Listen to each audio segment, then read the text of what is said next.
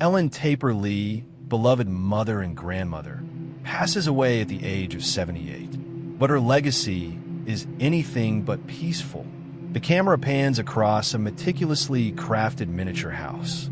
We slowly zoom into one room, seamlessly transitioning into the real-life version. The attention to detail in these models reflects Annie Graham's mind, controlling, obsessive, and disturbed beneath the surface.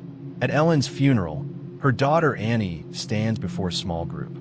Her eulogy is cold and distant. She admits she barely knew her mother, describing her as secretive and stubborn. We see Annie's husband Steve, son Peter, and 13-year-old daughter Charlie watching quietly. Charlie, already visibly odd, sketches in her notebook and clutches a chocolate bar.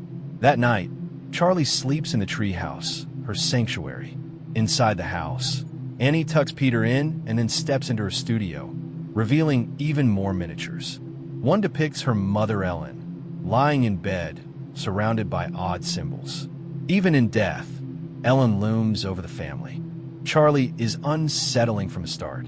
She makes a signature clicking sound with her tongue and builds bizarre toys out of animal parts. Charlie isn't like other kids. She says her grandmother wanted her to be a boy. She also sees strange lights, figures in the shadows, and decapitates a pigeon at school with chilling calm. Peter is your average high school stoner. He wants to attend a party and lies to Annie about it being a school event. Annie, worried, insists he take Charlie with him. Reluctantly, Peter agrees, but it will be a decision that changes everything. At the party, Peter heads off to smoke weed. Charlie eats chocolate cake, unaware it contains nuts. She begins to have a severe allergic reaction. Her throat closes. Peter rushes her into the car, racing down dark roads to the hospital. She gasps for air. Suddenly, Charlie sticks her head out the window, and Peter swerves to avoid a deer. Her head smashes into a telephone pole. The sound is chilling. Peter, in shock, drives home, parks the car, and simply goes to bed.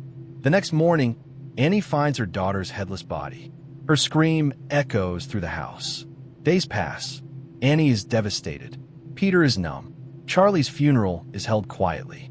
Steve tries to hold the family together. Annie attends a grief support group and finally opens up.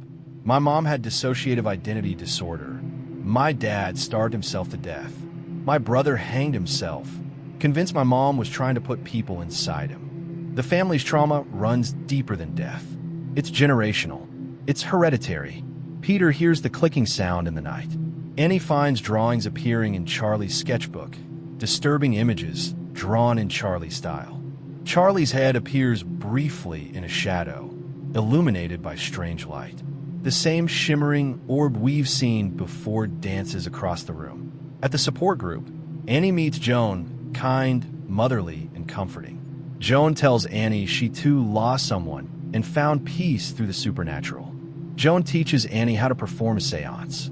She claims she contacted her grandson. Annie, desperate, tries it at home. Annie, Steve, and Peter sit at the table. Annie speaks in Charlie's voice. Objects move, glass shatters. Peter breaks down. Steve is horrified. Annie thinks it's a breakthrough, but the family begins to unravel.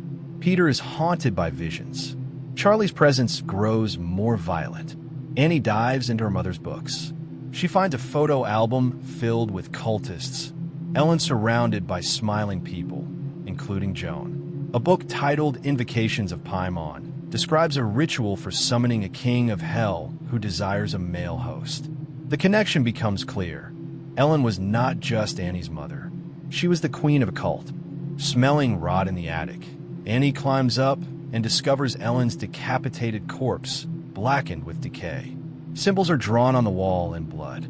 Steve blames Annie. He threatens to call the police. But Annie insists the cult is real, and Peter is the final target. At school, Peter sees his reflection, smiling back at him maliciously. Joan shouts across the street, "Get out, Peter!" He suffers a seizure in class. His body twists unnaturally. Annie believes Charlie's sketchbook is the key. She begs Steve to burn it. When he refuses, she throws it into the fire herself. Instantly, Steve erupts in flames. burned alive before her eyes. Annie becomes possessed the moment he dies. It's no longer grief. It's a full descent into hell. Peter wakes to silence. He walks through the house. Unaware, Annie is clinging to the ceiling, spider-like. He discovers Steve's charred body. Annie chases him through the house. He hides in the attic. She slams her head repeatedly into the door. When he opens the attic, she's already inside, levitating, decapitating herself with piano wire. Peter jumps from the attic window. He lies still. A glowing light orb enters his body. He stands. No longer Peter. He clicks his tongue. Naked cultists surround the treehouse. Inside, Charlie's head is placed on a mannequin with a crown. Headless bodies bow to Peter. Joan calls him Paimon, one of the 8 kings of hell.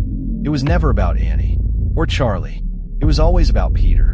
And the demon has found his throne. Hereditary is more than a horror film. It's a psychological descent into madness, grief, and the terrifying power of legacy.